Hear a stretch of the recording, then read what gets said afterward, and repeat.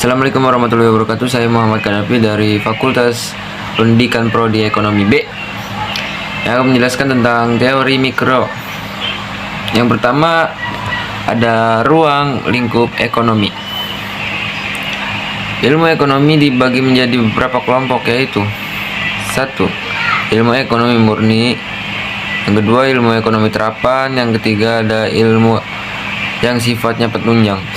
Faktanya seringkali dijumpai dalam kehidupan kita sehari-hari, di mana teori kadangkala tidaklah sama dengan praktik secara langsung di lapangan. Hal itu dikarenakan semua kaidah, dalil, hukum, dan prinsip yang sifatnya sangat umum. Pengertian dan perkembangan secara singkat ilmu ekonomi. Ilmu ekonomi merupakan salah satu bidang dari ilmu pengetahuan yang memiliki cakupan sangat luas sekali. Padahal alasannya setiap ekonomi dalam mengartikan ilmu ekonomi itu sama di antara satu ekonomi dengan lainnya. Ada 3 hal pokok yang terdapat dalam pengertian ilmu ekonomi, yaitu kelangkaan, kemakmuran, dan kepuasan. Pola kegiatan perekonomian, perekonomian subsistem, perekonomian uang. Dalam perekonomian subsisten, perdagangan dilakukan secara barter, yaitu perdagangan dengan cara menukar barang dengan barang. Perekonomian uang. Dalam perekonomian uang, alat yang digunakan dalam tukar-menukar perdagangan ialah uang. Masalah pokok perekonomian. Terdapat beberapa masalah pokok perekonomian, yaitu masalah pokok perekonomian klasik, masalah distribusi, masalah konsumsi. Mikroekonomi dan makroekonomi. Teori ekonomi mikro. Teori ekonomi mikro merupakan suatu bidang dalam ilmu ekonomi yang sifatnya menganalisis mengenai bagian kecil dan keseluruhan kegiatan perekonomian. Adapun isu pokok yang dianalisis meliputi bagaimana caranya menggunakan faktor produksi yang ada secara efisien supaya kemakmuran masyarakat dapat dimaksimalkan. Teori ekonomi makro merupakan salah satu bidang dalam ilmu ekonomi yang menganalisis kegiatan perekonomian secara menyeluruh. Analisis yang dilakukan dengan makroekonomi ini sifatnya umum dan tidak memperhatikan kegiatan ekonomi yang dilakukan oleh unit kecil, individu dalam perekonomian. Konsep penawaran. Suatu permintaan belum merupakan syarat yang cukup untuk mewujudkan transaksi dalam pasar. Permintaan yang ada hanya dapat dipenuhi apabila para penjual dapat menyediakan barang-barang yang dibutuhkan. Pernyataan yang muncul adalah bagaimana tingkah laku penjual dalam menyediakan atau menawarkan barang yang dibutuhkan masyarakat di pasar, dan faktor-faktor apa yang mempengaruhi produksi dan penawaran barang yang akan dijual, dan pada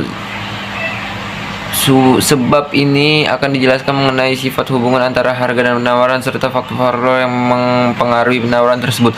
Perilaku penjual dalam menawarkan barangnya pada berbagai tingkat harga dipengaruhi oleh beberapa faktor. Secara umum, faktor-faktor tersebut antara lain adalah harga. 1. Harga barang itu sendiri. 2. Harga barang lain yang sejenis. 3. Biaya produksi. 4. Teknologi. Untuk menganalisis penawaran, cara yang digunakan relatif sama dengan cara dalam menganalisis permintaan. Misalnya, faktor-faktor yang tidak lain berubah secara paribus, maka terlebih dahulu diperlihatkan pengaruh perubahan harga terhadap jumlah barang yang ditawarkan penjual. Demikian pula selanjutnya untuk menganalisis faktor-faktor selain harga tetap terhadap penawaran. Konsep permintaan, teori permintaan dan kurva permintaan. Pada prinsip, teori permintaan menjelaskan mengenai ciri hubungan. Pada prinsipnya, teori permintaan menjelaskan mengenai hubungan antara jumlah permintaan dan harga. Apabila hubungan antara permintaan dan harga tersebut kita gambarkan dalam sebuah grafik, maka grafik tersebut kita kenal dengan kurva permintaan. Kurva permintaan secara umum berlereng positif, sedangkan kurva penawaran secara umum berlereng positif.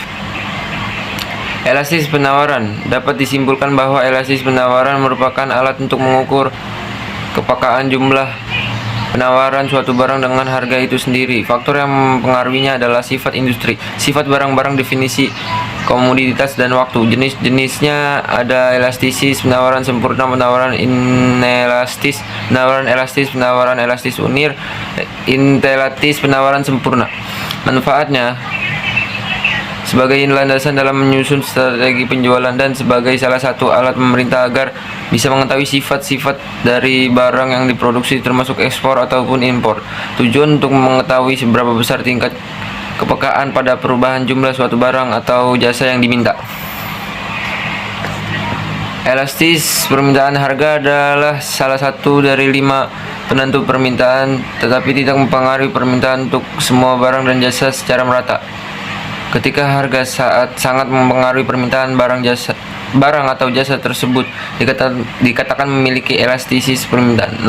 Nama tersebut berasal dari cara para ekonomi berpikir tentang permintaan bentuk barang atau jasa tersebut. Nama itu mudah meluas, dan sedikit perubahan harga menghasilkan perubahan besar pada permintaan. Inti dari pemasaran adalah memprediksi bagaimana konsumen akan merespon berbagai bentuk stimulus.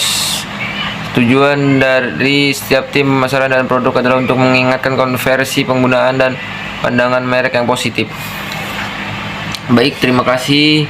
Apabila ada kekurangannya atau kesalahan dari saya minta maaf sebesar-besarnya. Wabillahi taufiq walhidayah wa ridho walinaya. Assalamualaikum warahmatullahi wabarakatuh.